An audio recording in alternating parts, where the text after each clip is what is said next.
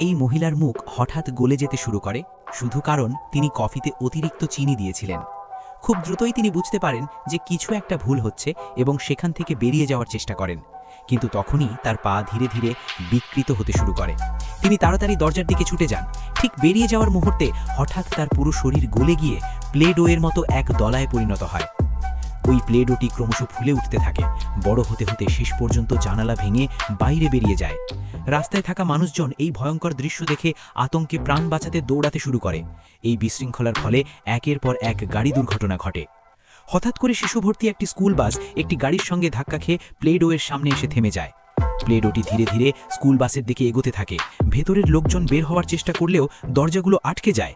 ঠিক তখনই হঠাৎ কোথা থেকে যেন এক রোবট মানুষ হাজির হয়।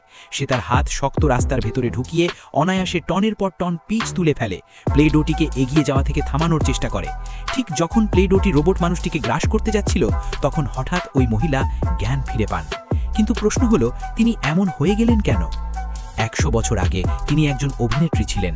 শুটিংয়ের সময় দুর্ঘটনাবশত তিনি পানিতে পড়ে যান। তখন একটি সবুজ আলো তার মুখের ভেতর প্রবেশ করে। পানি থেকে উঠে আসার পর তিনি দেখতে পান তার পুরো মুখ বিকৃত হয়ে গেছে। ফলে তিনি শুটিং সেট ছেড়ে পালিয়ে যেতে বাধ্য হন।